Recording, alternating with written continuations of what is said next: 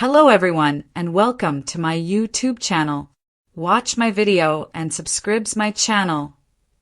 Luna brags to Sheila about her night out and Will has a horrifying realization. Will awakens at Deacon's and used apartment, wondering where Electra is as he grimaces from a hangover headache. Dazed, Will screams out for Electra and recalls the previous night. Will remembers getting up and dressing, being with his girlfriend at the party, and Deacon bringing him up to the room. Deacon, who has experienced hangovers, arrives with food and tells Will about the memorable party. Will grins, admitting that certain details are foggy, but he is correct. It was a night he will never forget. Yuck. In Forrester's design office, Ivy admires Electra's most recent piece of jewelry and fantasizes about the wonderful future she hopes to share with Will Spencer. They go over the enormous celebration, and Ivy realizes Will has not arrived yet. Electra claims she did not receive an answer to her text last night. They are certain he is hungover, but he will feel better tonight. Electra, unaware that Will already believes they've shared their first time, exclaims that it will be perfect and that Will wants no one else except her. More. Luna's get out of jail card. Will Luna have regrets? At Lee's house, she questions Luna about where she went last night. Luna smiles and recalls overserving Will and then raping him. Sheila arrives and gets into her granddaughter as well. You can't simply disappear. Where were you yesterday night? Luna smiles like a cat that ate a canary. Luna B and B. Luna claims she went for a walk while Lee yells about her possible return to jail. Luna swears that she has everything under control. Sheila supports Lee as they continue to warn her. Luna appreciates Lee reaching out to an attorney on her behalf, but she has her own plans. Sheila and Lee narrow their eyes and ask her to confess. Luna scoffs. If this is how Lee raised her father, it's no surprise he enjoys being bossed around by Steffi. Lee screams that he turned out much better than her and storms out. Sheila presses her granddaughter for the truth. Luna says that she went to see someone important last night. Sheila guesses Finn first, followed by Will Spencer. Luna admits she found Will at his party and served him alcohol. Sheila establishes that he did not recognize her. Luna gushes that she is happier than she has ever been. Last night was the best night of her life. Sheila wants her to reveal all the details. Luna says she gave Will exactly what he wanted, which Electra Forrester, Miss Prissy, would never offer him. Sheila and Luna laugh with glee. Luna, Sheila bed and breakfast. Will's big shock. At Forrester, Electra tells Ivy about Will's willingness to wait for her. She's excited for tonight. Will walks in, and she embraces him. He confesses he had a hangover, but it passed as he thought of Electra and last night. Ivy grants them privacy and Will and Electra kiss. Last night was amazing, he says. He can't believe how it ended. It was a big night for us. Will mentions Electra's return, and she jokes that he must have been quite intoxicated because she didn't return. As they embrace, Will's terrified expression says it all. Will Spencer's morning began in the dimly lit, musty corners of Deacon Sharp's rarely used apartment, the blinds half closed and the weak sunlight of Los Angeles trying desperately to pierce through the slats to reach his still pale skin. His temple throbbing with the dull but insistent pounding of a hangover that refused to be ignored. His fingers clutching his forehead as he slowly pushed himself upright on the unfamiliar couch, the air still reeking faintly of last night's forbidden cocktails and the lingering perfume of a night he couldn't entirely piece together. He called out hoarsely for Electra, the woman he loved, the woman he believed had shared something sacred with him just hours ago. His voice cracking with equal parts longing and confusion as the silence answered back like an accusation, his mind beginning to flash in broken, disjointed fragments.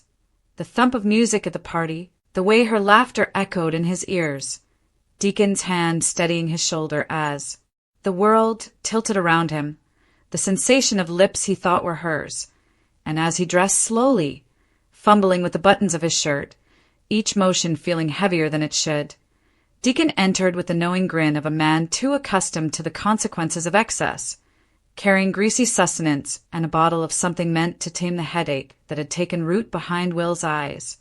Deacon, never a stranger to the kind of nights that left more questions than answers, teased him about the unforgettable party, about the way the younger Spencer had been carried away by the moment, his words laced with a cynicism only years of regret could craft, and Will, rubbing his temples, chuckled weakly, trying to mask the unease that crawled under his skin as he told himself.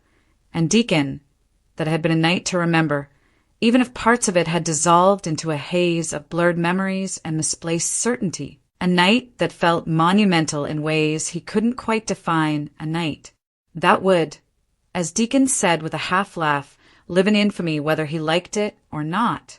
Meanwhile, across town in Forrester Creations' pristine design office, Ivy Forrester's eyes sparkled as she admired the jewelry Electra had crafted, her fingers tracing the delicate lines of the piece as she gushed about the future her friend and Will were supposed to be building, her words a soft counterpoint to the storm that was beginning to brew in Will's subconscious, as Electra smiled warmly, her own heart buoyed by the promise of what she believed had begun.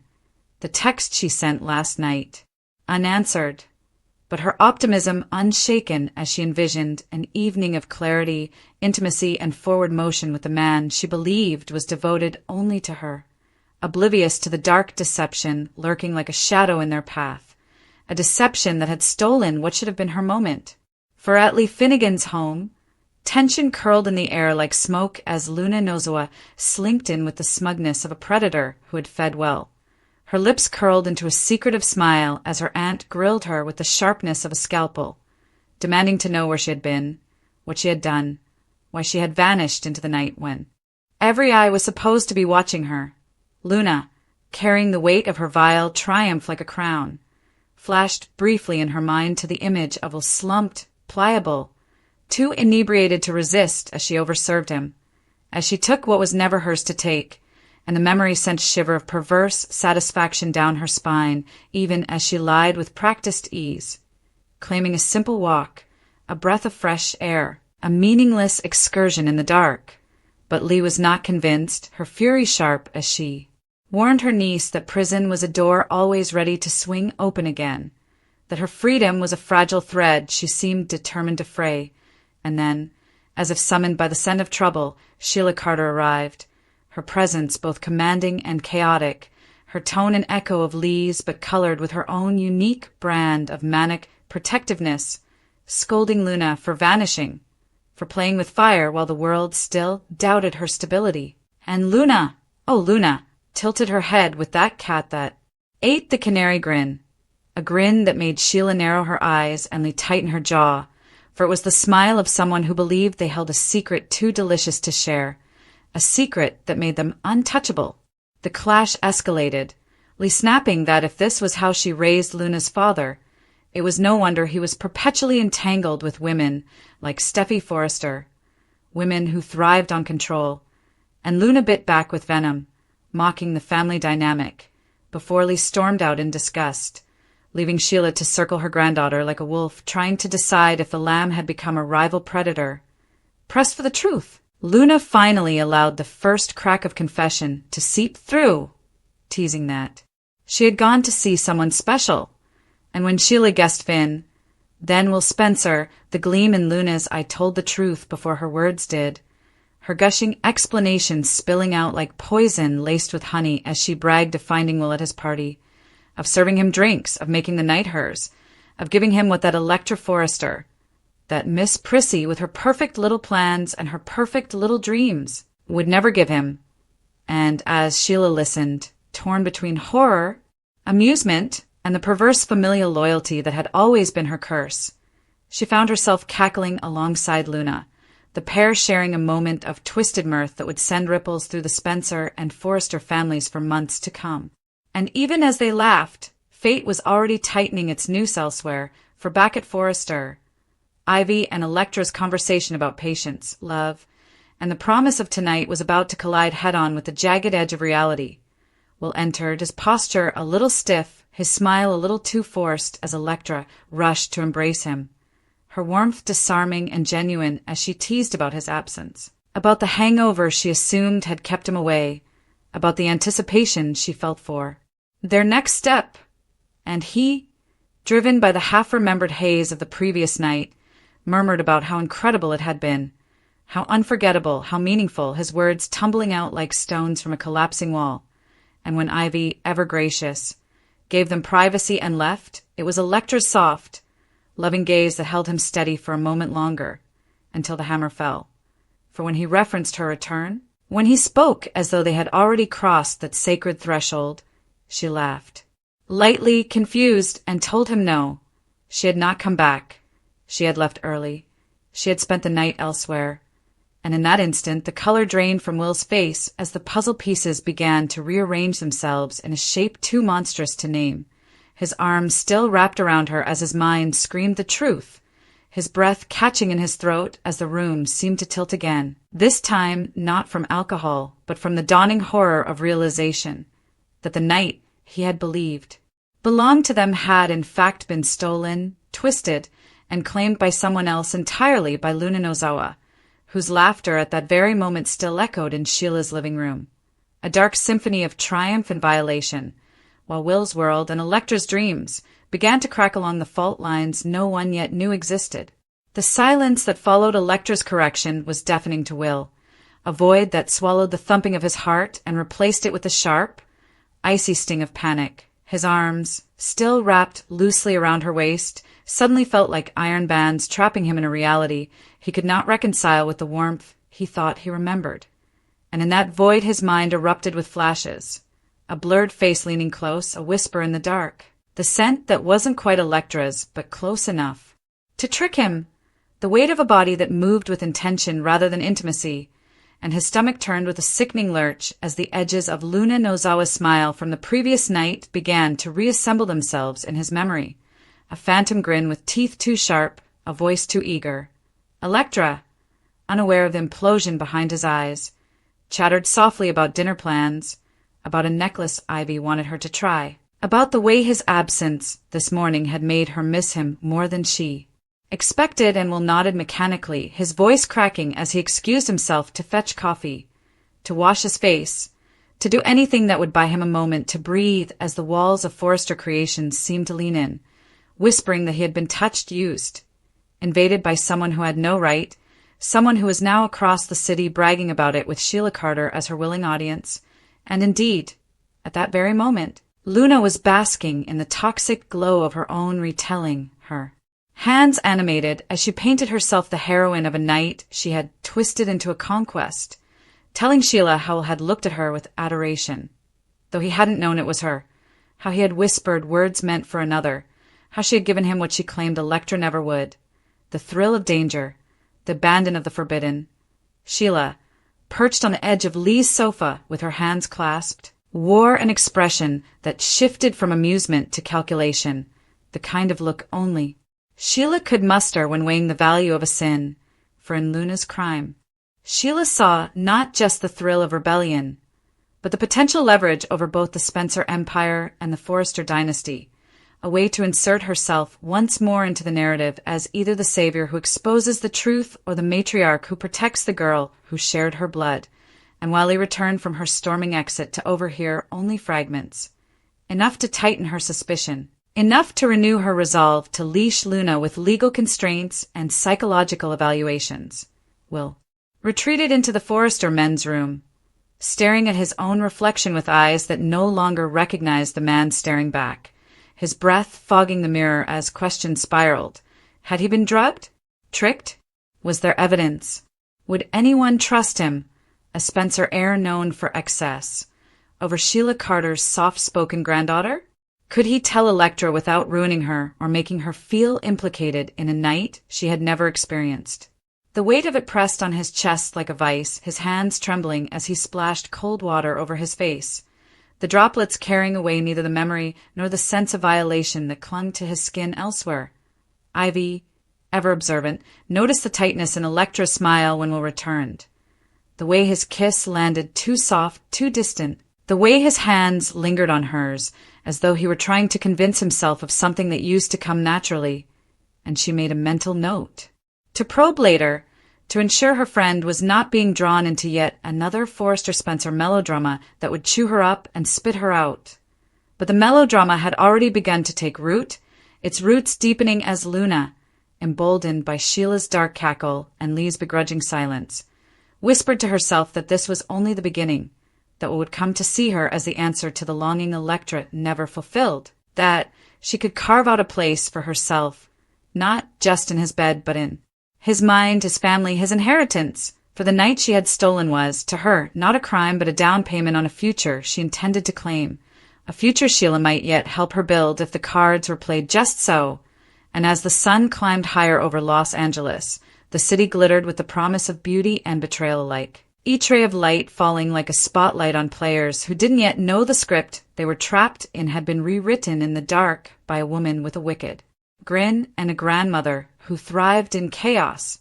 The day dragged on for like an eternity bound in silk threads that looked delicate but cut deep with every subtle movement. Each conversation, each friendly greeting at Forrester Creations felt like a spotlight trained upon a guilty man. Though he had committed no crime, he was the victim, though he dared not name it yet, for to name it was to make it real, and to make it real was to tear apart not only his life, but Electra's tender trust as, well, he moved through the design office with the haunted expression of a man replaying a reel of film whose frames were out of order, each blurred flash of that night shifting under the harsh fluorescent lights, a glimpse of a manicured hand pouring another drink, a whisper of perfume that wasn't quite Electra's floral sweetness, but something heavier, darker, a touch on his arm as Deacon laughed off his stumbling steps. And every time Electra brushed past him with her easy smile and hopeful questions about their evening plans, the knot in his gut tightened, twisting his words into half-answers and polite deflections, while Ivy, sharp-eyed and uncomfortably perceptive, watched the way his gaze darted, the way his jaw clenched when the topic of last night arose, the way his fingers flexed against the fabric of his blazer as though trying to scrub away an invisible stain across the city. Luna and Nozawa reclined at Lee's kitchen island, swirling a spoon lazily in her untouched tea, while Sheila Carter prowled nearby like a restless tigress, her mind churning with a dozen potential uses for this newfound leverage. She could sense Lee's disapproval simmering like a pot just shy of boiling over. The older woman had yet to gather proof, but her instinct screamed that her niece had crossed a line so far it could no longer be seen, and her clipped tone as she spoke of attorneys and probation officers was a warning bell that Luna, in her arrogance, chose to ignore dismissing it as another attempt to control her when she fancied herself already in control. He wanted it, she whispered when Lee was out of earshot, her voice a mixture of delusion and defiance, and Sheila, lips twisting in a half-smile, neither confirmed nor denied it. For what mattered to Sheila was not morality but maneuverability, and here, in this sordid confession, she saw a path that might bring her closer to the Spencers or burn them down entirely, whichever served her survival best. By mid-afternoon, Will found himself alone in the small conference room off the main corridor, his phone buzzing with messages from Electra. Sweet check-ins, a playful selfie of the necklace Ivy had shown her, a promise of dinner, and he stared at the screen with a hollowness that scared him, because he wanted to answer with the same warmth, the same certainty, but behind his eyes played the growing certainty that their relationship had been trespassed upon in the most intimate way. His mind leapt to security cameras at Deacon's property, to the possibility of asking Deacon, who had seemed far too cavalier this morning, if anyone had followed them upstairs, if anyone had slipped in when his back was turned. And yet fear stayed his hand, fear of looking like a fool, fear of confirming the worst, fear of telling a story that sounded like a bad plotline ripped from the very soap his family's empire so often resembled. Still, the seed of investigation had been planted, and in the hours that followed, that seed sprouted into frantic late-night Google searches for traces of Luna's whereabouts, a half-composed email to a private investigator his father had once used, and a shaky voicemail left for Deacon asking him to call me. It's important and private. Meanwhile, Luna, emboldened by Sheila's faint encouragement and Lee's exhausted retreat into paperwork, slipped her phone from her pocket to scroll through Will's public posts, her grin widening as she saw Electra's name dotting the comments, her fingers hovering over the message icon like a hawk over prey. She wouldn't strike yet. No, the game was too fresh, too delicate. But she whispered to herself in the dim light of Lee's hallway mirror that she had already won something Electra never would, and that soon. Will would realize the difference between a forester's promise and a Carter's granddaughter's fire. By evening, the city of angels had dimmed to a sprawl of neon and shadow, and Will, sitting alone in his apartment after a half-hearted dinner with Electra that left her puzzled by his distance, clutched a cold glass of water as though it were a lifeline, his mind replaying her laugh, her insistence that she had never returned to Deacon's, the flicker of genuine hurt in her eyes when he asked, too casually, if anyone else had checked on him that night. Her answer had been simple, pure. Just Deacon. Ivy left with, me. Will, what's going on? And he kissed her forehead to cover the quake in his soul, murmuring that he was tired, that it was nothing. But as the night deepened, the truth inside him grew teeth, gnawing at the edges of his composure, whispering that Luna Nozawa was out there somewhere smiling about the crime she called conquest, that Sheila Carter was already spinning it into a thread to weave herself back into relevance, and that the longer he stayed silent, the more control they would take.